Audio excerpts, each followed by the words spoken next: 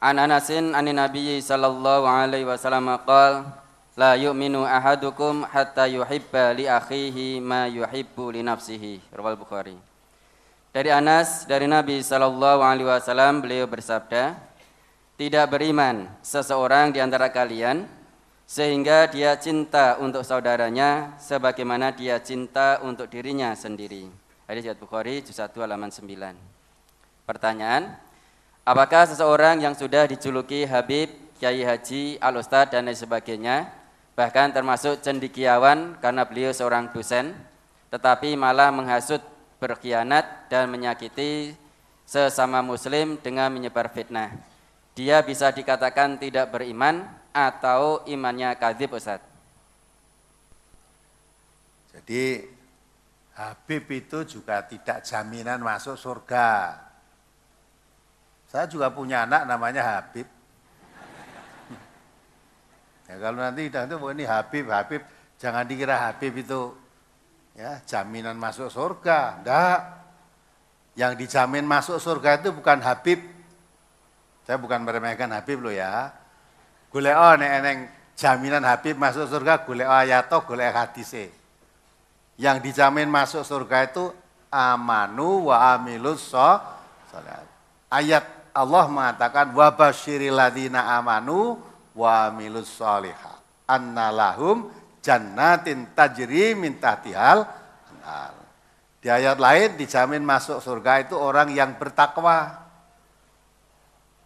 Uiddat lil muttaqin, surga itu disediakan oleh Allah untuk orang-orang yang bertakwa, bukan disediakan untuk Habib, bukan. Untuk orang-orang yang bertakwa.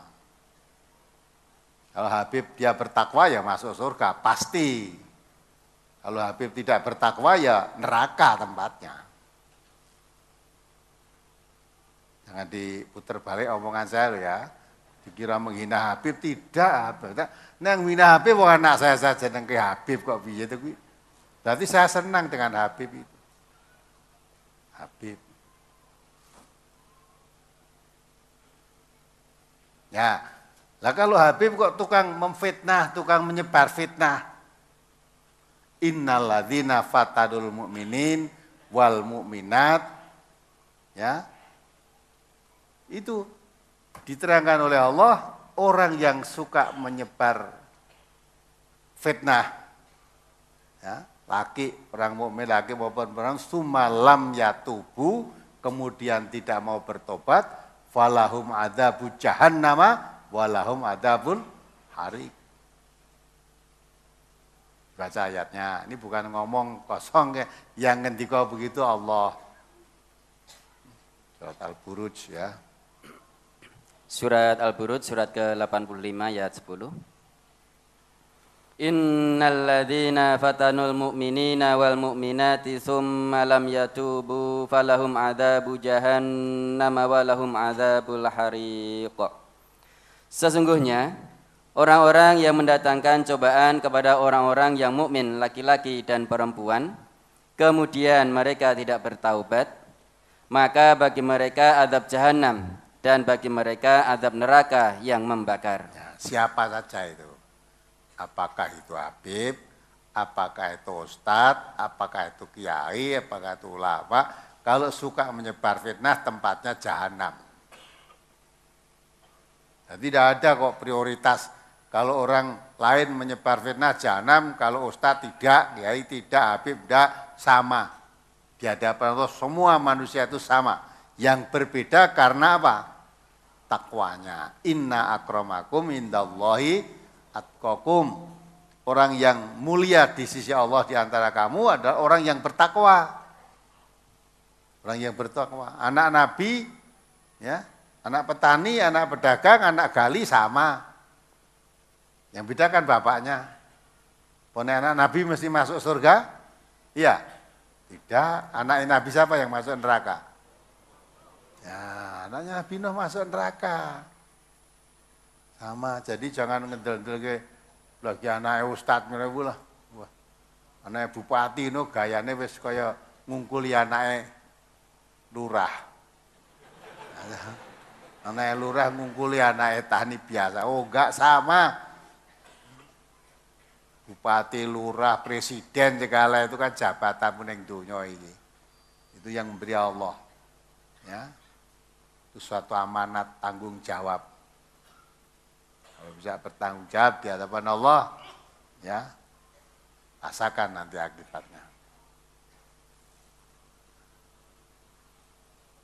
Jadi ya, dan kalau Habib, Ustadz, Kiai, ulama kok suka menyebar fitnah, nah, itu salah. Salah yang menyebut itu Ustadz. Salah yang menyebut itu kiai, salah itu yang menyebut ulama. Itu sebetulnya bukan ulama, bukan kiai, bukan ustadz, tapi disebut itu. Sebab kalau ulama itu warasatul anbiya, tidak suka Nabi kok nyebar fitnah. Ulama itu pewaris para Nabi, tentu gak suka menyebar fitnah itu Nabi.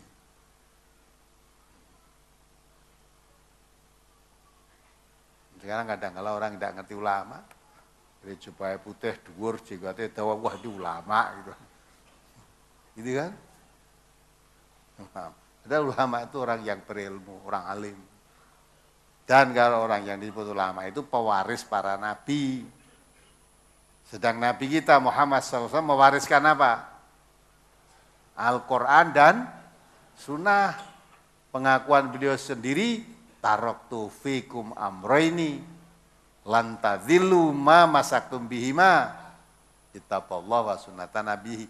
Jadi kalau ulama mewarisi itu, kalau tidak mewarisi itu bukan ulama. Bukan ulama. Mau ulama dengan Quran sunnah malah benci itu gimana? Apalagi? Brosur amal 5 di hadis yang kedua. An Abi Ayyub al-Ansari anna Rasulullah sallallahu alaihi wasallam qala la yahillu li muslimin an yahjura akhahu fawqa salasi layalin yaltaqiyani fayuridu hadha wa yuridu hadha wa khairuhum alladhi yabda'u bisalami. Rawi Muslim.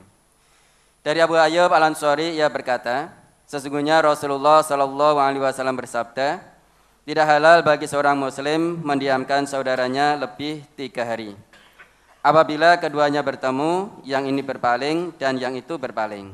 Dan sebaik-baik dari keduanya itu ialah orang yang memulai mengucapkan salam. Hadis riwayat Muslim, juz 4 halaman 1984. Saya sebagai seorang istri didiamkan selama 1 bulan tidak diberi nafkah. Saya sudah bilang kalau mendiamkan bolehnya cuma 3 hari. Tetapi suami sudah saya bilangi tidak mau, maunya berlanjut sampai mati. Saya sudah tahu kesalahan saya. Masalahnya hal akikoh, mintanya suami disembelih di rumah. Karena ada hujan abu, saya sembelihkan ke tempat Pak Ustadz lain, tetapi dimasak di rumah. Karena saya salah, saya sudah minta maaf, tetapi suami tidak mau memaafkan. Pertanyaan saya harus bagaimana? Saya minta solusi kepada Al Ustadz, apa nanti menghalangi saya masuk surga Ustadz? Wis pegatan bae. Loh, lah nek wis dinenge sampai mati nek ora pegatan ngopo? Ya. Jadi suami begitu itu ya tidak tahu kewajibannya sebagai suami. Mosok ngenengke bojone kok nganti mati. Apa nek butuh ya meneng-meneng wae. Rasa ngomong wis. Jadi itu tidak masuk akal. Apalagi masalahnya masalah akikoh. Akikoh itu ibadah toh. Lah ibadah kok malah dadi jutaan nganti mati itu cara apa? Ibadah. Mung boleh akikoh. Ya. Lah kok malah dadi suami istri akan dibiarkan neng-nengan sampai mati. Lah kan udah begitu kan udah bukan suami istri lagi. Nah, dulu ketemunya suami istri di mana itu? Ya. Padahal tujuan pernikahan itu mawaddatah warahmah. Supaya menjalin rasa cinta dan kasih sayang. Nah, kalau sudah tidak tercapai, tidak seneng-nengan sampai mati itu luruhe wegah, berarti kan tujuan pernikahan gagal. Nah, kalau udah sampai mati akan dibiarkan terus, tidak diberi nafkah, tidak disentuh, tidak dilurui sampai mati, lah buat apa punya suami seperti itu?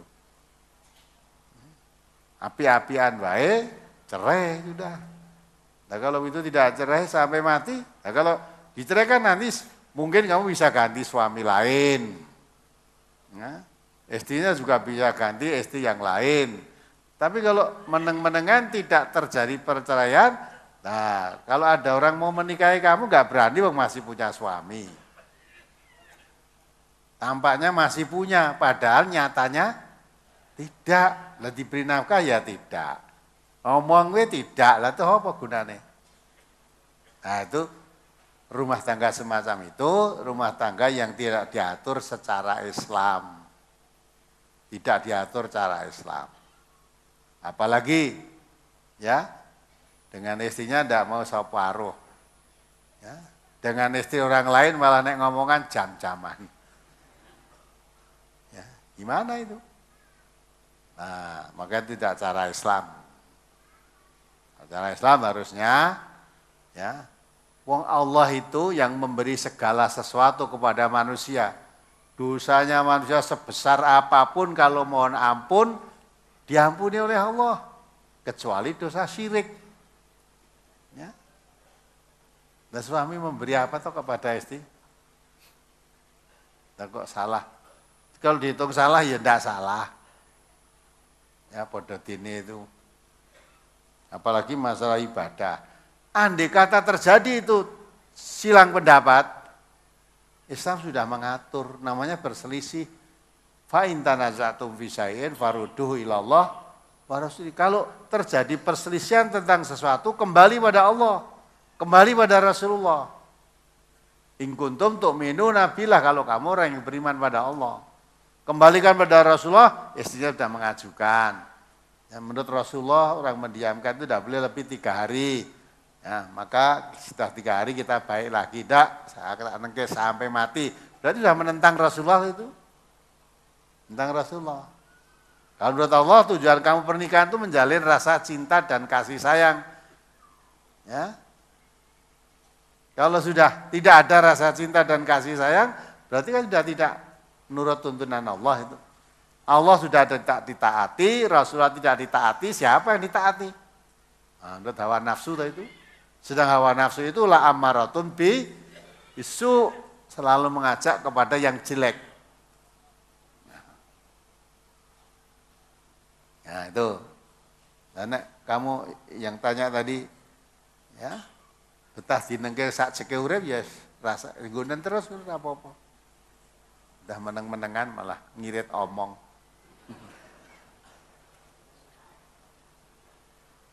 Kalau tanyakan cara Islam berarti sudah tidak bisa ketemu. Kalau tidak bisa ketemu bercerai dengan cara baik. Gitu. Bisa kumbi ma'ruf atau tasrih kumbi ihsan. Bercerai dengan baik. Apalagi? Masih dari hadis yang sama. Saya sudah mendiamkan teman saya kurang lebih 1 tahun karena masalah keluarga. Dia adalah teman baik saya dan sudah saya anggap seperti keluarga. Namun pertemanan saya itu akhirnya patah akibat dia dan istri saya menjalin hubungan yang tidak dibenarkan oleh agama. Dan dia juga pernah akan mengajak istri saya untuk nikah siri, padahal dia sudah punya istri dan anak sama seperti saya. Pertanyaan, apabila saya mendiamkan teman saya tersebut, apakah saya termasuk ingkar dengan sunnah Nabi? Dan apabila saya berbaikan dengan teman saya tersebut, saya khawatir bila nanti dapat merusak keluarga saya dan keluarga dia yang sekarang sudah harmonis. Mendiamkan orang yang ngaku beragama Islam tetapi tidak sholat, apakah tidak menyelisihi hadis di atas? Dalam hal apa saja kita boleh bermusuhan dengan manusia? Mohon arahan dan petunjuk dari Al-Ustadz. Tidak ada orang Islam yang tidak sholat. Kamu tadi mengatakan mempunyai teman Islam tapi tidak sholat. Orang Islam tidak sholat itu enggak ada. Jadi temanmu tadi bukan orang Islam. Maka pantas mau nikahi istrimu. Cara siri, nek cara Islam wanita yang sudah bersuami tidak boleh dinikahi. Tapi temanmu itu ya nek nikah cara naib, wah konangan karo bojone itu wis siri wae. Ya. Kuwi ora nikah ning zina. Nah, kuwi mesti dudu orang Islam. Mula pantes duwe kanca wong ora salat itu. Ora salat ora ngerti hukum halal haram. Ya. Maka yang begitu itu ya di samping temanmu itu bisa merusak keluargamu, juga istrimu yang perlu dididik. Kenapa? Sudah punya suami kok. Masih menjalin cinta dengan orang lain, kayak orang bukan orang Islam sisan. Nah, tarinan wae apa kowe jelek karo aku. Ya ta? Nek wis ora gelem karo kowe ya tinggal wae lah golek liyane. Jangan dipaksa. Nek ora gelem nggo apa dipaksa? Wong wedok akeh. Ini belakangmu itu putri semua.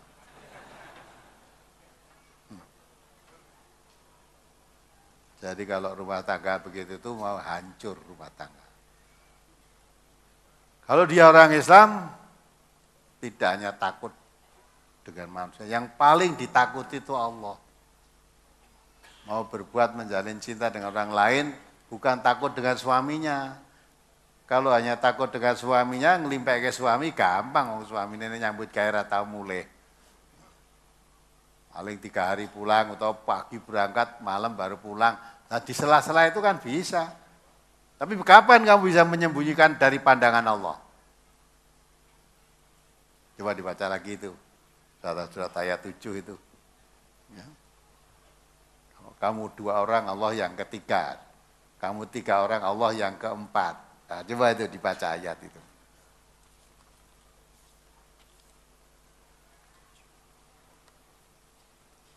Surat Mujadilah, surat ke-58 ayat 7. Mujadilah ayat 7.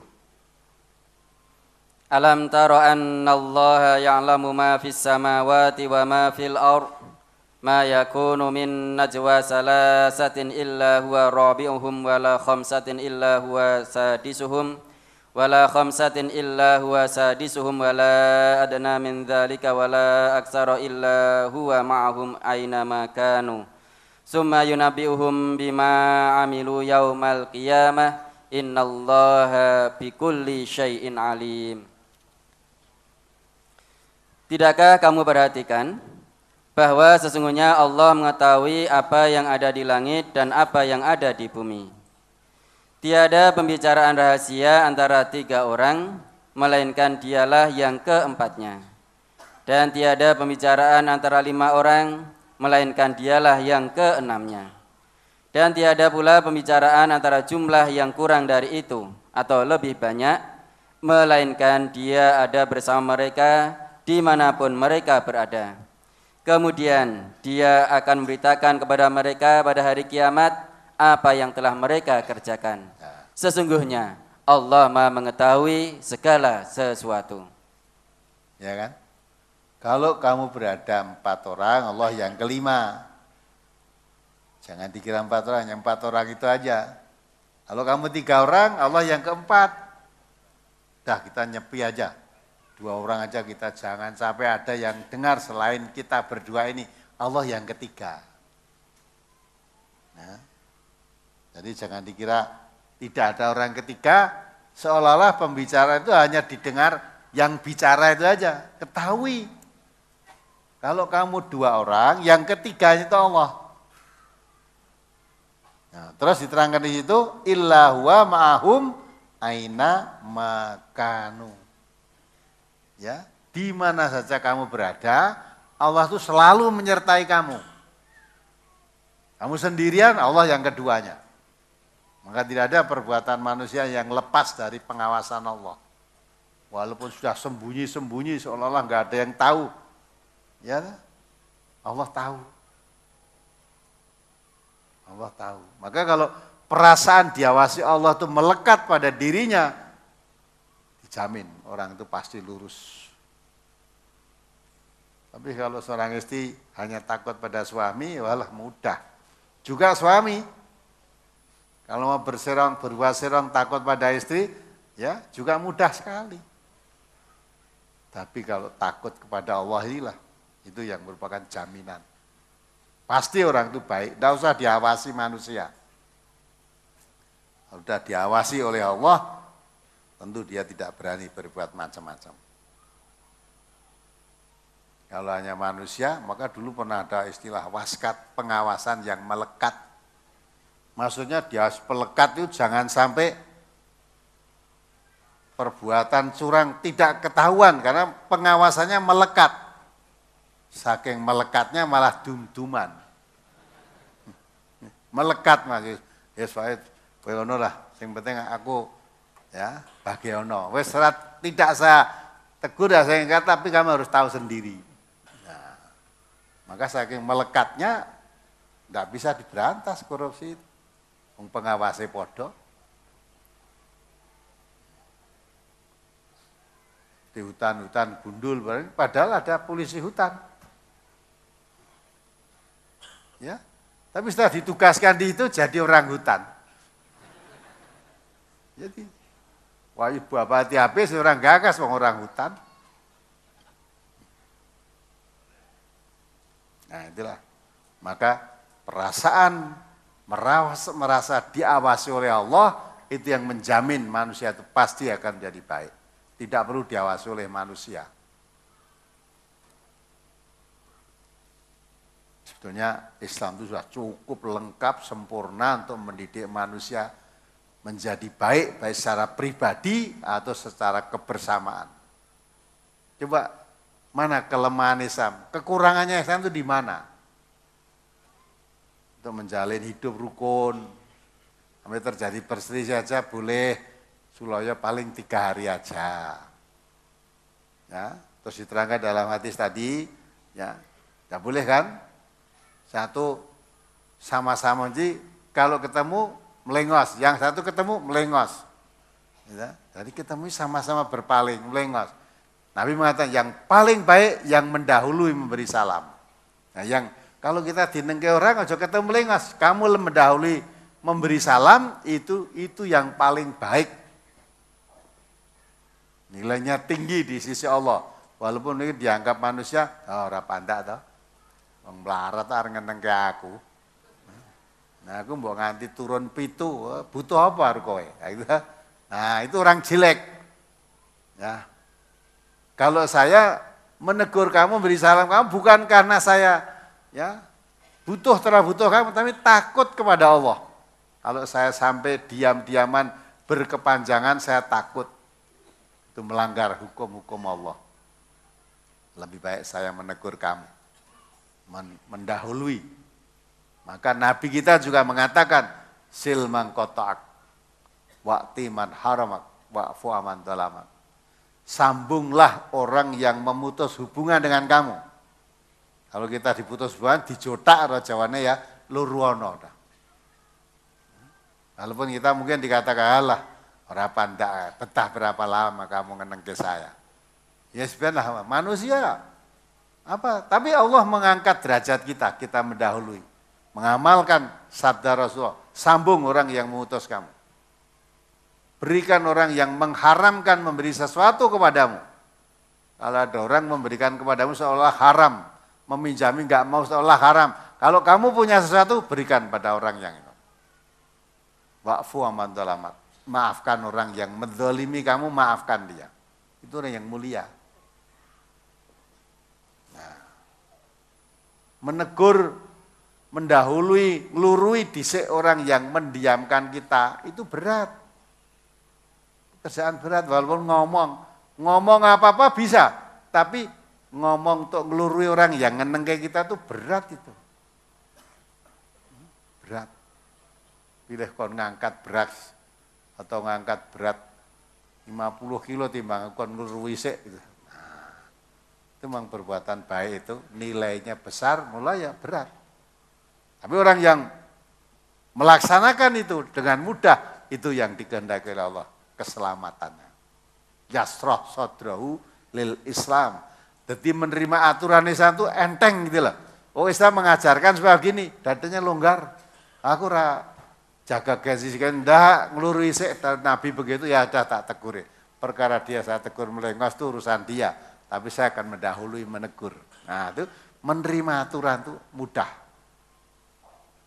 Meninggalkan larangan Allah, melaksanakan perintah Allah itu dadanya longgar. Mayurid ayyudillahu yaj'al sadrahu dhayiqan harajan ka'annama yas'adu fis sama. Tapi orang yang dikehendaki Allah kesesatannya menerima ajaran Islam, aturan Islam itu berat. Dadanya menjadi sesek, sempit. Napasnya terengah-engah seolah-olah mendaki ke langit. Nah, itu orang yang calon dia akan sesat. Apalagi? Berikutnya halaman 5 masuk ke halaman 6. An Abi Hurairah anna Rasulullah sallallahu alaihi wasallam qala iyyakum wadh-dhanna fa inna dhanna akdzabul hadisi wala tahassasu wala tajassasu wala tanafasu wala tahasadu wala tabaghadu wala tadabaru wa kunu ibadallahi ikhwana. Rawi Muslim. Dari Abu Hurairah ia berkata, sesungguhnya Rasulullah sallallahu alaihi wasallam bersabda, jauhkanlah diri kalian dari berprasangka buruk, karena prasangka buruk itu adalah sedusta-dusta perkataan hati. Janganlah kalian mendengarkan pembicaraan orang lain, dan janganlah kalian mencari-cari kesalahan orang lain. Dan janganlah kalian bersaing yang tidak sehat.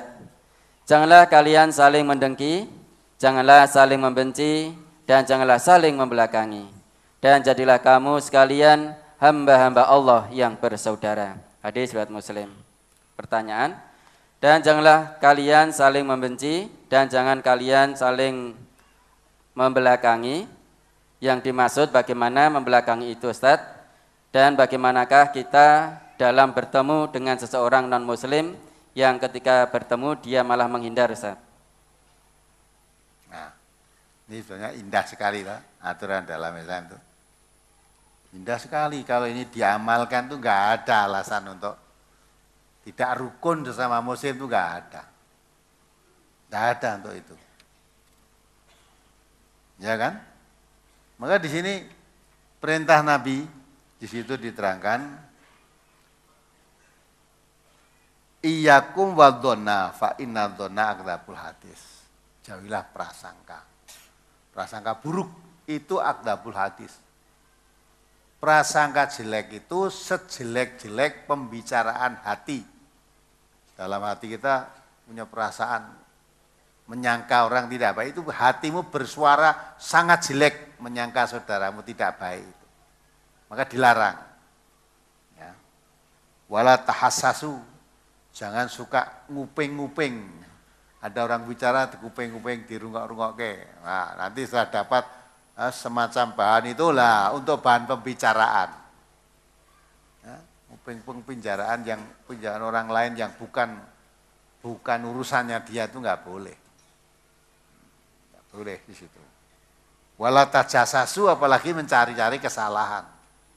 Orang Islam itu tidak boleh mencari-cari kesalahan. Hanya kalau kamu tahu salahnya, tegur, diingatkan.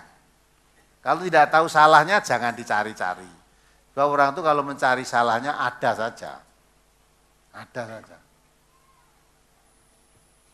Maka jangan-jangan mencari-cari kesalahan. Kalau lihat salah aja, tegurin. Nah, Bapak-bapak ini ada kok. Mau ngaji ngantuk itu salah. Terus aja mulai saya ngantuk. Ya, yang dekat itu ngerti iki kok ngantuk lah, salah toh. Wong ngaji ada toko kene wong turu coba. Nah, maka kalau tahu salah bangunkan. Salah iki mulai ra krungu apa-apa dibangunkan. Aja to goleki sing ngantukne sapa ya. Nah, terus Bapak mlaku-mlaku goleki malah kamu sendiri ra sida ngaji.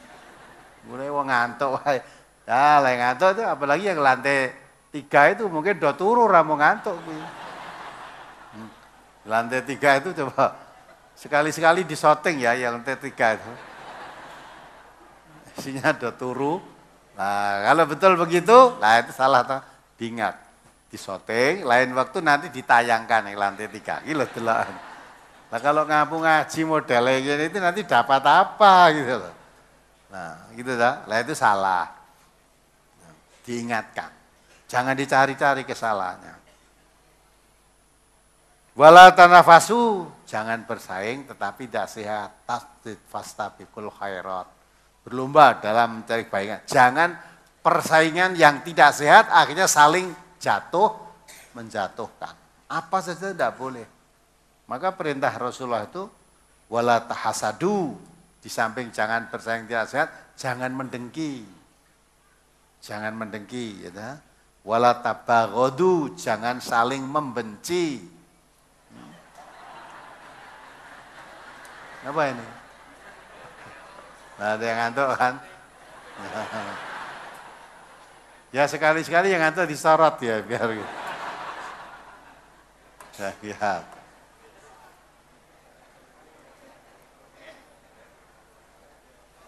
Ya, jangan saling membenci. Wala tadabaru, jangan saling membelakangi. Tadi di hadis yang di atas tadi itu. Jadi saling membelakangi itu artinya kalau bertemu ini melengos, ini itu ya melengos, jadi saling membelakangi. Ibaratnya ketemu itu enggak mau. Ya ketemu melengos karena ketemu melengos ini podot ini. Lah, cara Islam enggak boleh begitu itu. Kenapa ketemu saudaramu kok kamu saling membelakangi? Ya, saling membelakangi. Maka di situ tidak boleh wala tadabaru. Terus dikehendaki oleh Nabi itu wa kunu ibadallahi ikhwana. Jadilah kamu menjadi hamba Allah tuh yang bersaudara. Jangan ketemu malah saling membelakangi. Membelakangi itu maksudnya nyingkur gitu loh. Nyingkur. Pokoknya melengos gak mau. Misalnya kamu ini satu jalan. Mau jalan dari selatan, ini jalan dari utara. Kebetulan mau ketemu. Wah, ini ketemu si fulan. Wis rasito, balik. Ini juga balik. Nah itu jangan. Haram hukumnya. Maka jadilah hamba Allah yang bersaudara. Kita semua itu hamba Allah. Kalau kita bermusuhan sesama hamba Allah itu yang kita harapkan apa toh? Katanya kita hidup tuh mengharap ridhonya Allah. Mengapa kamu saling membelakangi? Mengapa kamu saling mencari-cari kesalahan? Mengapa kamu saling membenci? Mengapa kamu saling mendengki? Dengki itu perasaan tidak senang kalau saudara mendapat kenikmatan. Perasaan senang kalau saudaranya mendapat musibah. In tamtaskun hasanatun tasuhum wa in tusibkum sayi'atun yafrahu biha. Kalau saudaramu mendapat kesenangan, kamu tidak suka. Tetapi kalau saudaramu tertimpa musibah, kamu bergembira karenanya. Karena saudara saya mendapat musibah, dagangnya bangkrut, ya, hancur dan sebagainya, lah kamu seneng. Nah, jangan sampai terjadi begitu. Sesama muslim itu bersaudara. Maka jadilah hamba Allah yang bersaudara. Kalau ini dipraktekkan, tidak ada umat Islam permusuhan. Tidak ada saling menjatuhkan, tidak ada saling dengki-mendengki, enggak ada. Hadis Nabi masih utuh, bunyinya sejak dulu sampai sekarang ya seperti ini. Tapi praktek dalam kehidupan sulit sekarang ditemukan. Walaupun sama-sama muslim. Ada yang berdagang aja bersaing, jatuh menjatuhkan harga kok. Ya, dalam segala hal. Masalah kecil aja kadang-kadang jutaan. Sampai itu tadi, sama suami istri coba. Masalah hakekoh kok nganti mati itu coba. Nah itu kan sudah bukan orang Islam lagi. Itu namanya menerima aturan Islam itu dadanya sesak. Ya, kalau diteruskan seperti itu alamat akan menemui kesesatan. Sesat. Tidak akan selamat. Maka itu, kalau menurut tadi walaupun dianggap satu kesalahan, ya, sudah kembali aja pada tuntunan Nabi. Tuntunan Nabi. Jadilah hamba Allah yang bersaudara. Apalagi suami istri. Yang tadinya orang lain, diikat dengan pernikahan menjadi suami istri yang saling menjalin cinta dan kasih sayang. Nah, itu menurut tuntunan Al-Quran dan menurut hadis Nabi. Tidak boleh suami istri benci-membenci. Apalagi suami istri saling membelakangi. Ya, suaminya mau ke dapur, mau ambil apa lah, istrinya ya ngebali rasido. Ya, Terus dilalah istrinya mau ke sekolah mau nyuci, istrinya ning kono ora sida meneh. Bali pok aku aja nganti ketemu wong iki. Loh wong iki sapa? Itu siapa kok ora gelem ketemu wong iki itu. Nah, kalau sudah begitu kan sudah bukan suami istri lagi itu. Nah, kalau cara Islam suami istri harus menjalin cinta dan kasih sayang. Kesalahan istrimu apa? Maafkanlah. Wal afina anin nas. Ya. Orang yang baik itu pemaaf terhadap kesalahan sesama manusia, apalagi kesalahan istri. Kalau sedang marah, Allah juga mengatakan orang cirinya orang bertakwa itu wal kadhiminal ghaidho, menahan marahnya. Wal afina anin nas, pemaaf kepada orang lain. Siapa berbuat salah dimaafkan. Nah, kalau sudah maaf tidak mau memaafkan, malah sampai mati lah, itu sudah bukan orang yang bertakwa. Tidak ada harapan masuk surga, enggak ada. Karena surga itu hanya untuk orang yang bertakwa. Kalau perilaku semacam itu jauh dari sifat takwa, maka surga tidak ada tempat itu.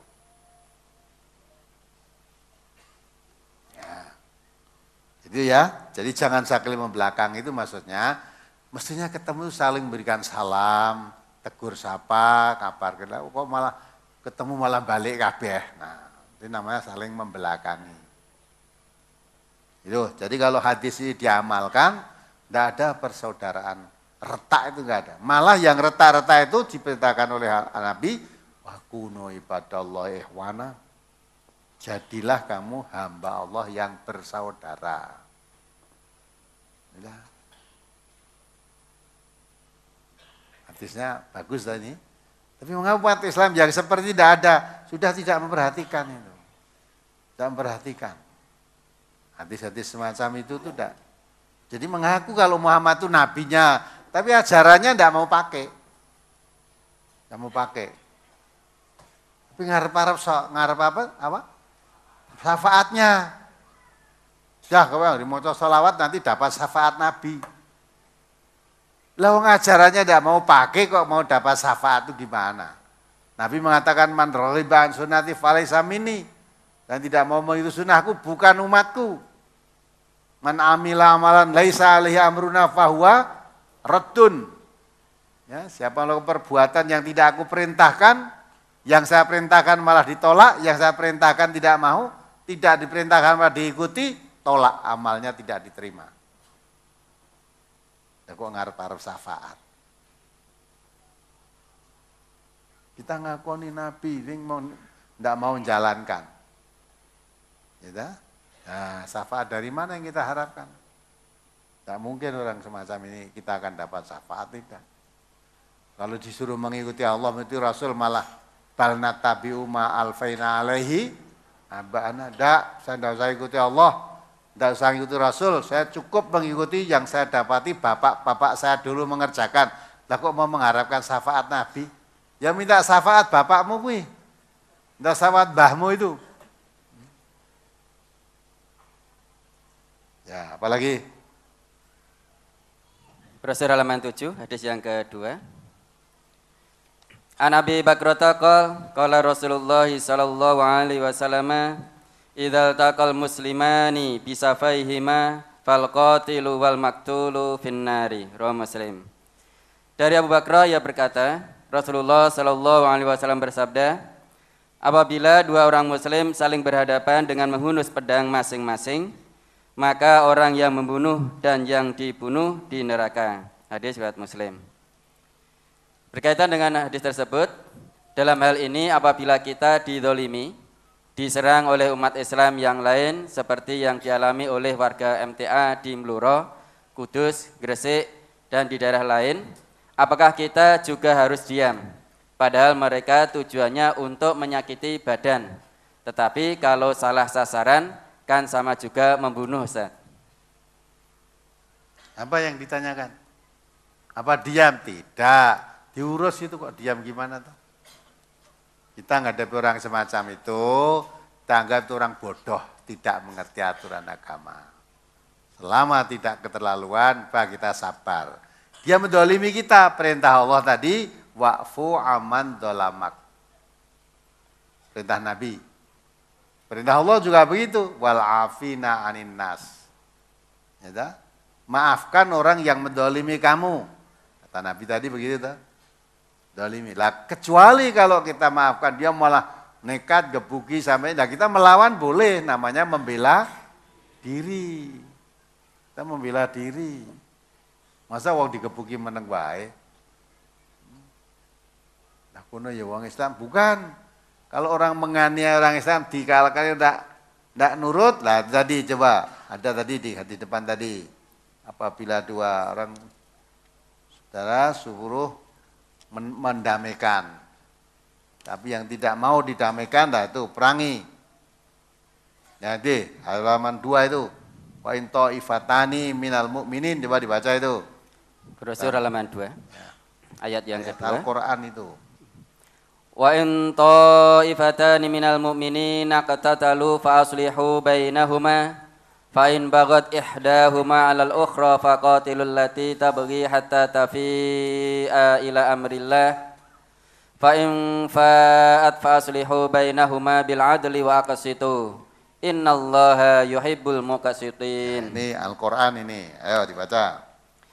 Dan jika ada dua golongan dari orang-orang mukmin berperang, maka damaikanlah antara keduanya. Jika salah satu dari kedua golongan itu berbuat aniaya terhadap golongan yang lain, maka perangilah golongan yang berbuat aniaya itu, sehingga golongan itu kembali kepada perintah Allah. Jika golongan itu telah kembali kepada perintah Allah, maka damaikanlah antara keduanya dengan adil dan berlaku adillah. Sesungguhnya Allah menyukai orang-orang yang berlaku adil. Nah, itu dah. Kalau dua golongan muslim sama muslim berperang, damaikan. Didamaikan. Nah kalau tidak mau didamaikan, tetap ini didamaikan, tetap menyerang, menganiaya, perang orang yang menyerang, yang melawan tadi. Didamaikan tidak mau, diajak kembali pada tuntunan yang benar tidak mau, udah boleh diperangi itu. Sampai dia kembali pada tuntunan Allah. Kalau sudah dia mau kembali pada tuntunan Allah, ya sudah damaikan dengan adil, jangan berat sebelah. Kalau dia didamaikan tidak mau, tetap akan menganiaya, boleh kamu perangi. Nah, jadi memerangi itu karena dia menganiaya tadi, tidak mau didamaikan, tidak mau diingatkan, tetap mau menganiaya seorang, diingatkan ke tidak mau, itu boleh diperangi. Nah, kalau dia sudah sadar mau dikembalikan tuntunan Allah mau, nah sudah didamaikan secara adil. Jadi bukan kok kita diam saja, tidak. Di Meloro kita diperangi, kita tidak sampai diingatkan, tidak. Kalau sudah keterlaluan ya boleh dilawan. Tapi tidak begitu ya sudah selesai kok. Kita lawan secara hukum. Sekarang ini sedang diproses hukum. Tunggu aja akibatnya. Diproses hukum. Kemarin saya kontak Kapolda, nah, minta ini peristiwa Bluro, peristiwa Rembang yang mecahi piring karo gelas loh. Masa ngaji di rumah, omahe di demo, lebu neng omah, mecah piring, mecah gelas. Piye to nih? Masa negara hukum ngerusak piring gelas dipecahi ora nek hukumane? Ya sudah, proses hukum aja. Ya. Purworejo juga begitu. Majen yang omahe dhewe dirusak, omahe disegel ya, dah. Mumpung kowe kuwasa ya dah. Dah.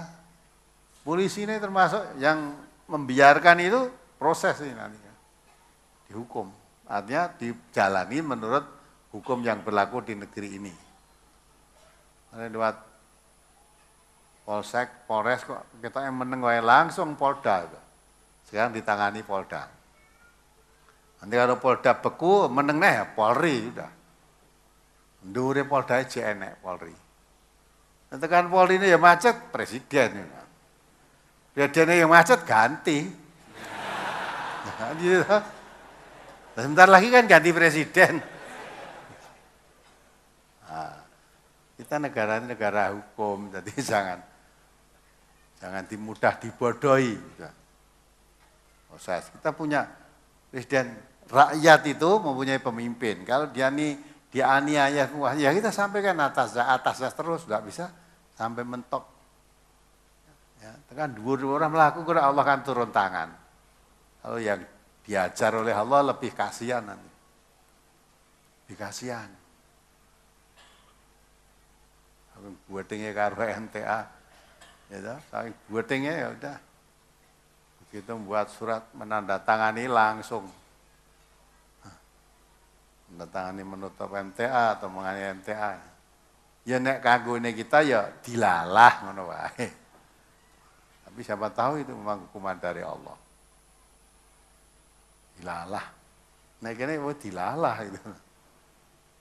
Baru gitu akhirnya stroke wis ora iso obah. Tapi pengurus tak kon nilii. Tengok sana. Tengok ya ora iso nyopo arus meneng wae. Dilalah kuwi nek wong kita ya dilalah baru. Tapi mesti ada sebabnya. Sebab karena orang itu udah punya bibit-bibit tekanan darah tinggi, wah buatingnya memuncak akhirnya kan bil gitu. Ya. Bukan kita gawe-gawe bukan. Kita doa kita selalu baik. Ora tau ndongake wong elek itu ndak. Saya anjurkan seluruh warga MTA itu kalau berdoa untuk mereka yang menghalangi MTA, yang menghalangi kajian-kajian. Mohon kepada Allah, ya Allah, orang-orang yang suka menyebar fitnah, menghalangi, menghambat kegiatan-kegiatan MTA itu, selesaikan ya Allah menurut kehendak-Mu. Dah, ben diselesaikan Allah, menurut kehendak Allah harus dikai apa terserah Allah. Kita orang ngarani, ngenekno ndak, dikte Allah nanti. Terus saja Allah, siapa tahu nanti diberi jalan oleh Allah, terbuka hatinya, terus malah ikut ngaji, malah ikut melancarkan, siapa tahu. Atau diberi yang lain oleh Allah, itu sudah wewenang Allah, kita hanya mohon diselesaikan oleh Allah menurut kehendak Allah. Seperti cerita orang pemuda itu loh. Ingat itu? Pemuda itu. Yang karena rajanya itu menghendaki pemuda ini menyembah pada raja tadi. Tapi tidak mau. Terus bawakan Al-Guju. Ini pemuda itu bawa ke atas bukit sana. Nanti kalau tidak mau melepaskan agama, tidak mau menyembah raja, lemparkan di atas bukit ke jurang itu biar hancur itu. Setelah sampai di atas bukit, pemuda tadi yang minta, ya Allah selesaikanlah menurut kehendak-Mu ya Allah. Akhirnya Al-Guju yang disuruh melemparkan pemuda di atas bukit malah glundung semua. Mati semua. Mati, tangkap lagi pemuda. Bawa ke laut, tumpah ke laut, cemplung ke laut saja. Pemuda doanya ya begitu, ya Allah. Selesaikanlah menurut kehendak-Mu ya Allah. Akhirnya yang mau melemparkan laut tadi, ya, paune guling nyemplung laut mati kabeh ya. Pemuda tadi hidup. Nah, itu Allah Maha Kuasa. Maka kita serahkan saja pada Allah. Asal kita melakukan suatu kebenaran, yakin intan surullah yansurkum. Kalau kamu menolong agama Allah, Allah akan menolong kamu. Kalau sudah Allah menolong kita, siapapun nggak ada yang bisa menghalang pertolongan Allah. Ya, apalagi? Berkenaan dengan surat Al-Hujurat ayat 11 tentang berolok-olok. Sekarang ini sedang ngetren-ngetrennya Facebook. Di dalam Facebook itu ada banyak grup-grup. Di antaranya grup Majelis Tafsir Al-Quran dan juga grup anti Majelis Tafsir Al-Quran. Di situ pernah ada yang pasang status foto Ustadz dipasang di situ terus ditulisi iki to Ustadz MTA. Terus ada yang komentar pasang foto juga seorang kiai yang sedang berpidato di gereja terus ditulisi lah nggono apa yo ngene iki to. Terus terjadi olok-olokan, kadang juga caci maki. Yang saya tanyakan, apakah kalau menanggapi yang seperti itu termasuk kena ayat di atas Ustaz? Iya, rasa nanggapi. Itu, rasa nanggapi. Ya. Aku wong MTA nek ustadmu diolok-olok mesti kowe geting, anjel, ngolok-olok kana genti. Buat apa? Biarkan saja.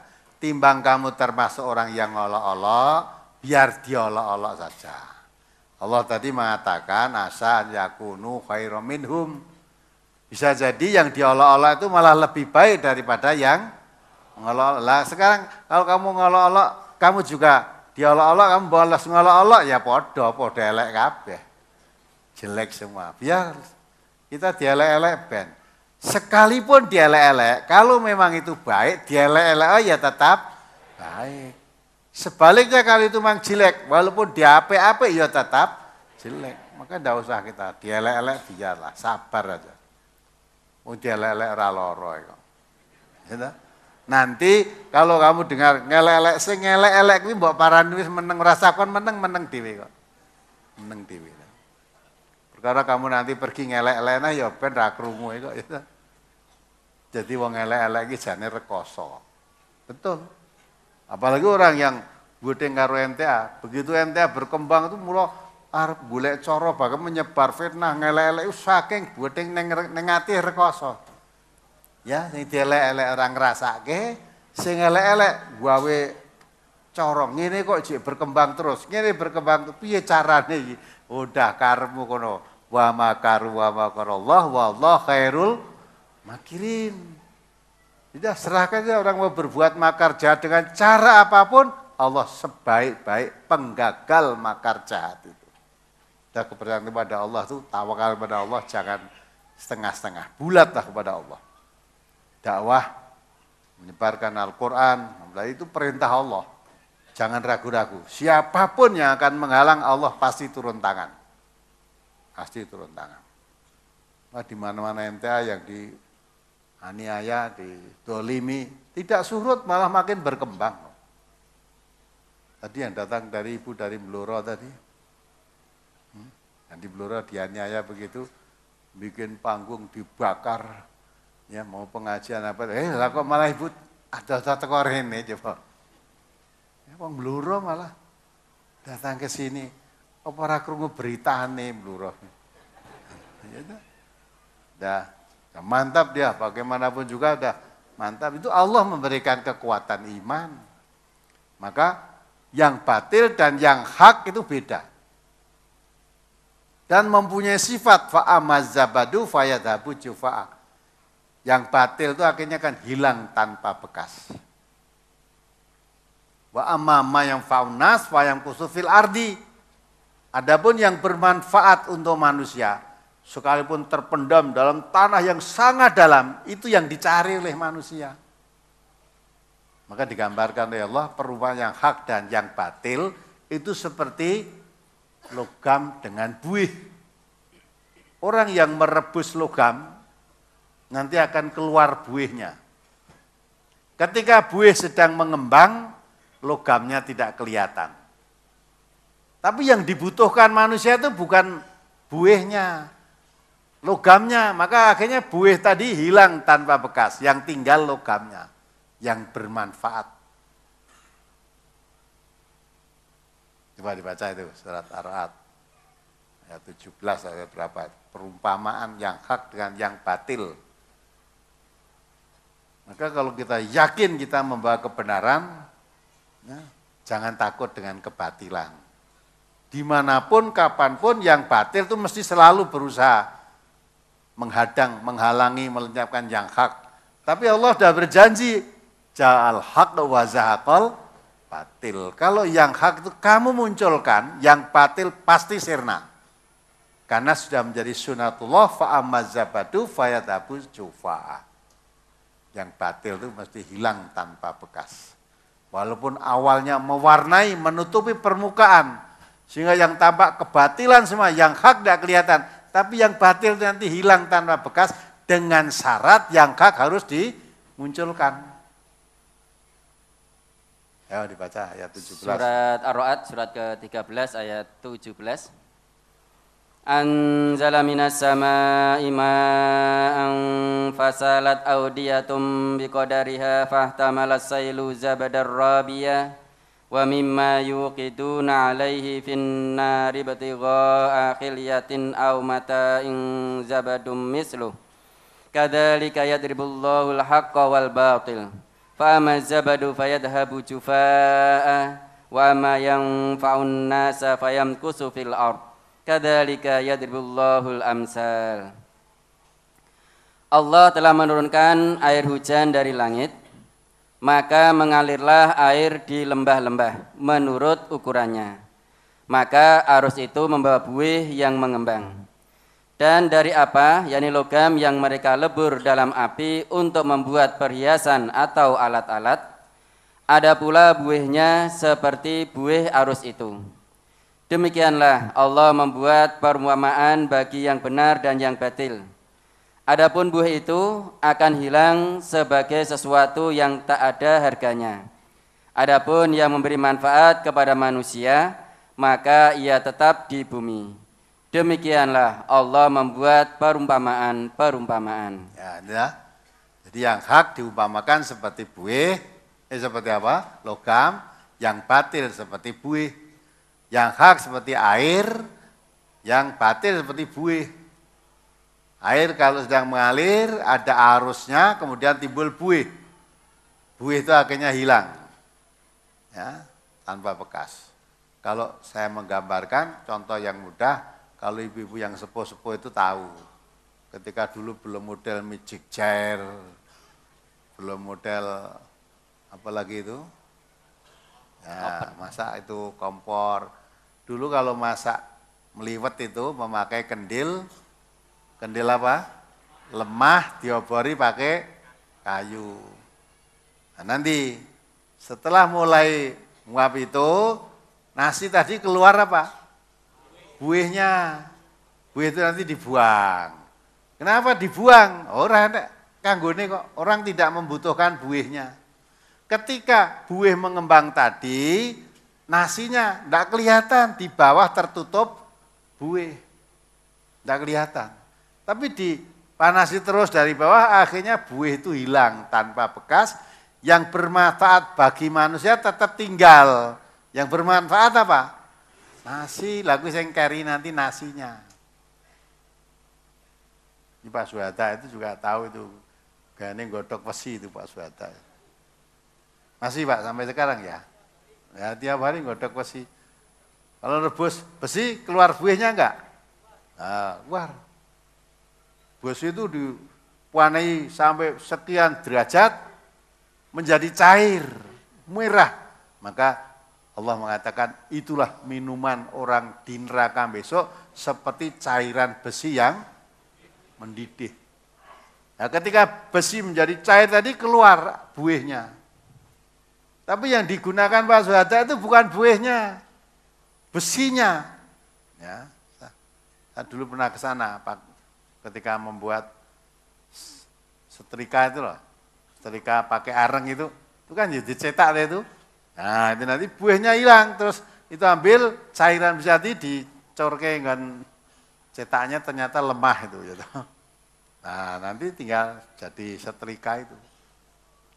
Untuk bahan-bahan yang lain begitu. Jadi besi yang dibutuhkan manusia, bukan buih yang mengembang tadi. Buihnya hilang tanpa bekas, yang tinggal nanti besinya. Itulah Allah membuat perumpamaan. Yang hak dengan yang batil. Yang batil seperti buih, sedang buih itu punya sifat fa'amazabatu fayadhabu jufa. Adapun buih itu akan hilang, tak ada harganya. Maksudnya tak ada gunanya. Fa'amama yang faunas, adapun yang bermanfaat bagi manusia, yaitu besi tadi, fa'yam kusufil ardi, tetap tinggal dia di situ. Nah itu yang tinggal itu. Walaupun awalnya ketika sedang mengembang buih tadi, besinya tidak kelihatan, tertutup oleh buih semua. Tapi buih tidak ada gunanya. Biarkan, nanti akan hilang. Syaratnya munculkan yang hak. Maka kalau kita meyakini Al-Quran itu suatu kebenaran, la raiba fih. Dan mendakwakan Al-Quran ini, menyebarkan Al-Quran itu perintah Allah, perintah Rasulullah. Kalau itu kita laksanakan dengan lurus, dengan benar, tidak harapkan apapun kecuali dari Allah. Karena Allah berpesan kepada Nabi, qul la as'alukum alaihi ajran. Katakan Muhammad, saya tidak minta upah apapun dari seruan dakwahku ini. Saya dakwah menyebarkan Al-Quran, tidak minta imbalan apapun. Tidak minta upah, tidak minta ingin jadi apa, tidak. Saya menyebarkan. In ajriya illa ala rabbil alamin.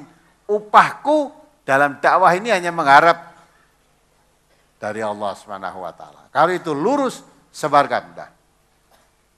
Nanti orang terpanggil, Quran itu kalau disuarakan dengan benar, orang jauh pun akan terpanggil mendengar seruan Quran tadi. Seruan Quran, penjelasan Quran bukan lantunannya, bukan lagu-lagunya, bukan. Akan terdengar seruan, pelajaran yang diambil dari Al-Quran itu akan terketuk hatinya. Nah, maka itu akan datang. Nah, adapun penghambat-penghambat tadi lama-lama ini tidak ada manfaatnya.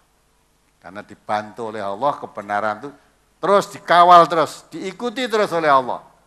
Ya, Allah akan menyempurnakan cahaya Islam ini, walaupun orang musyrik tidak suka, walaupun orang kafir tidak suka, walaupun orang munafik tidak suka, tapi Al-Quran yang kamu suarakan terus akan berjalan. Tidak bisa dibendung. Nah, ini harus diyakini. Maka ada poin tadi ya sudah, kebatilan mewarnai biar. Jangan ya teriak-teriak sana, ini ada, di sana ada, sini ada kristenisasi, ada apa. Tidak peduli itu. Ya, kalau kamu yang benar kamu munculkan itu hilang dengan sendirinya. Cuma bengak-bengak nuting wah konong ini konong, ya, kamu sendiri malah munculkan jangkak. Nah, kalau kamu bisa menunjukkan ini salah, mestinya benernya bagaimana? Nah gitu loh. Jadi yang benar itu dimunculkan, nanti yang batil itu hilang dengan sendirinya. Itu harus jadi keyakinan kita. Apalagi? Berkaitan dengan Quran surat Al-Mujadilah ayat 7, bahwa Allah akan senantiasa membersamai 3 orang, Allah yang keempat, 5 orang, Allah yang keenamnya, banyak orang, Allah akan selalu bersamai mereka. Bagaimana Ustadz kaitan ayat tersebut dengan hadis Nabi yang artinya jangan berduaan yang ketiga setan, Ustadz? Mohon diterangkan. Jangan berduaan itu maksudnya kalau laki-laki perempuan yang bukan suami istri kok berduaan. Yang ketiga siapa? Setan. Kalau laki perempuan bukan mahram, menyendiri di tempat yang sepi, yang ketiga setan. Setannya untuk apa itu? Nah, setan itu membisik-bisik kamu untuk berbuat jahat. Innama ya'murukum bisu wal fahsya. Dia akan menyuruh kamu berbuat jelek dan keji. Lah kalau kamu berduaan laki perempuan yang bukan mahram, bukan suami istri, yang ketiga setan, Allah di mana?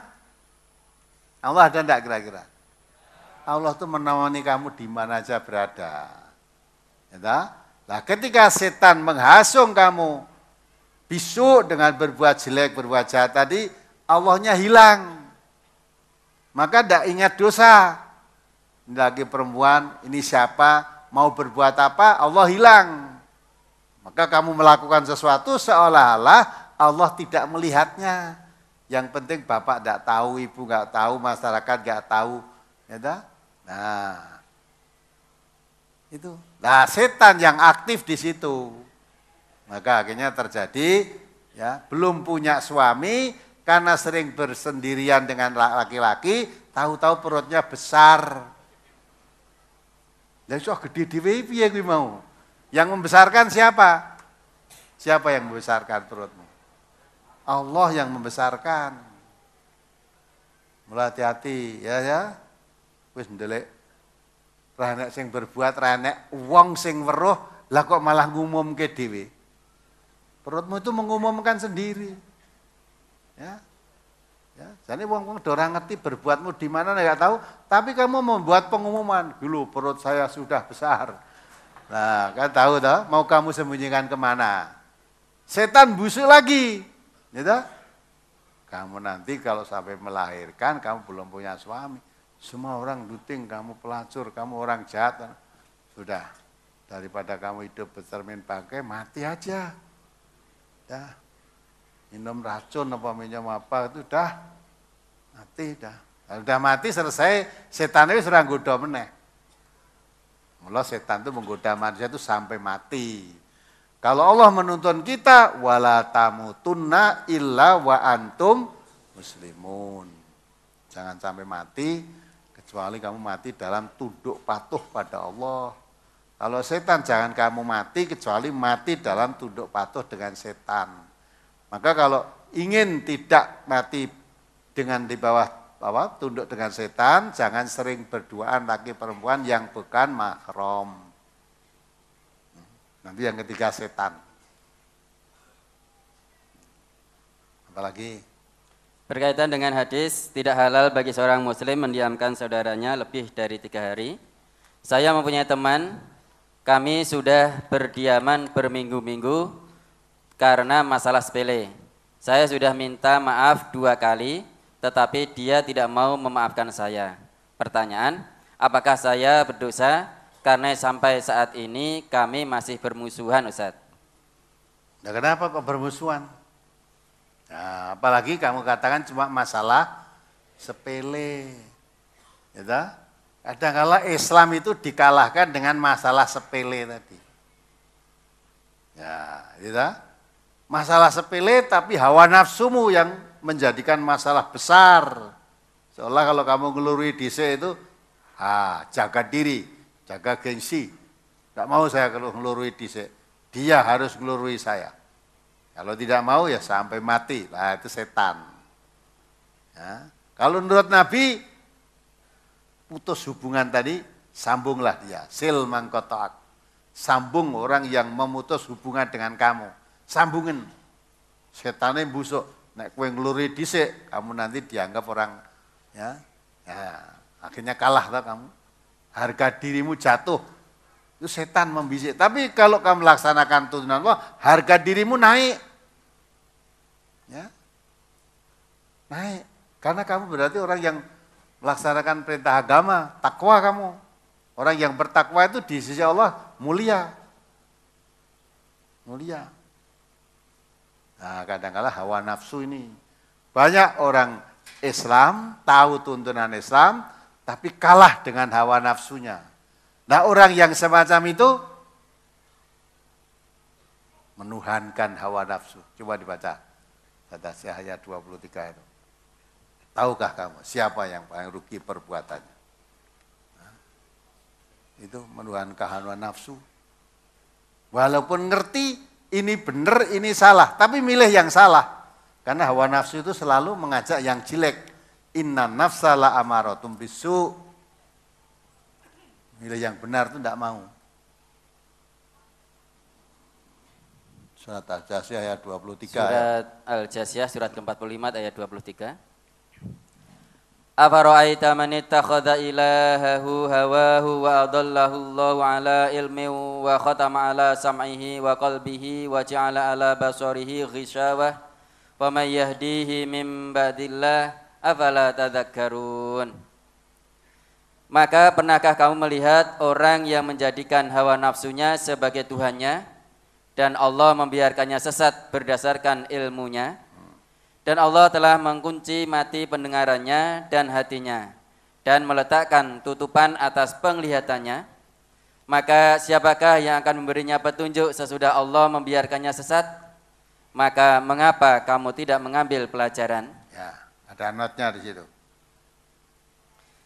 Maksudnya tidak membiarkan orang itu sesat, karena Allah telah mengetahui bahwa dia tidak menerima petunjuk-petunjuk yang diberikan kepadanya. Ya tak?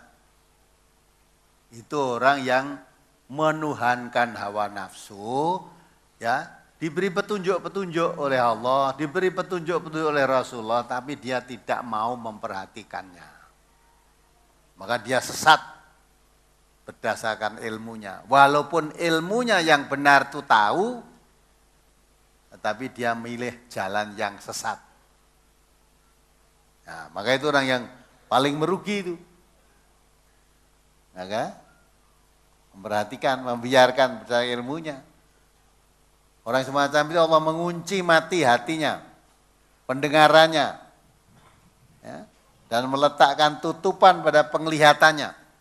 Sehingga seolah-olah diberikan petunjuk kebenaran itu, hatinya tidak mau menerima, telinganya tidak mau dengar, ya, matanya tertutup tabir yang menghalang kebenaran tadi. Nah, orang itu pas sesat, udah tahu, Tuntunan Nabi memang kamu membiarkan itu, ya, kamu apalagi masalah sepele. Perintah Nabi kamu suruh mendahului. Orang yang baik yang mendahului memberi salam. Ilmunya tahu tapi nggak mau melaksanakannya. Allah juga mengatakan orang yang bertakwa itu wal kadhiminal ghaidha wal afina 'anin nas. Menahan amarahnya, memaafkan kesalahan manusia. Jadi pemaaf itu lebih baik daripada jadi pendendam. Salahnya apa? Sudah kamu maafkan. Wa kunu ibadallahi ikhwana. Jadilah kamu hamba Allah yang bersaudara. Jangan berseteru. Tahu perintah Allah kita supaya jadi hamba Allah bersaudara. Perintah Nabi supaya kita menyambung orang yang memutuskan kita. Perintahnya tahu. Tapi mengapa tidak mau? Hawa nafsunya yang tidak mau menerima. Hawa nafsu tidak mau menerima petunjuk kebenaran baik dari Allah maupun dari Rasulullah. Itu orang yang sesat dalam keadaan ilmu. Sebetulnya dia orang mengerti tapi mengapa sesat? Nah, karena tidak mau menerima kebenaran tadi. Bagi masalah sepele aja kok, dianggap masalah penting. Sedang masalah penting malah kamu anggap sepele. Tuntunan Rasulullah itu masalah penting itu. Ya, kalau kamu suka memaafkan orang lain, suka menyambung persaudaraan, orang memutus kamu jadi kamu sambung, jangan mencari kesalahan, jangan mengingat-ingat kesalahannya, kamu menjadi hamba Allah yang bersaudara. Ya, tidak punya musuh. Maka orang Islam itu sebenarnya tidak punya musuh. Sesama Muslim dia ada musuh. Dengan orang kafir pun tidak punya musuh kok kita. Selama mereka tidak mengusir kita karena Islam. Tidak memerangi kita karena Islam. Tidak membantu pengusiran dari kampung halaman kita karena kita Islam. Kita boleh bergaul baik, berlaku adil dengan siapapun. Sekalipun dia kafir. Nah, kecuali kalau dia sudah mengusir kita karena kita Islam diusir. Ya. Karena kita Islam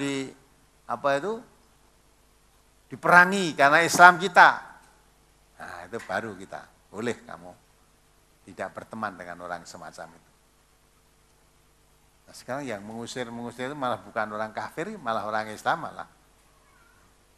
Diusir karena apa? Oh, Quran kok dikaji, malah diusir, aneh kan? Tapi kita masih percaya itu karena tidak tahu. Kita doakan. Mudah-mudahan nanti kalau sudah tahu, nah mereka tidak melakukan seperti itu lagi.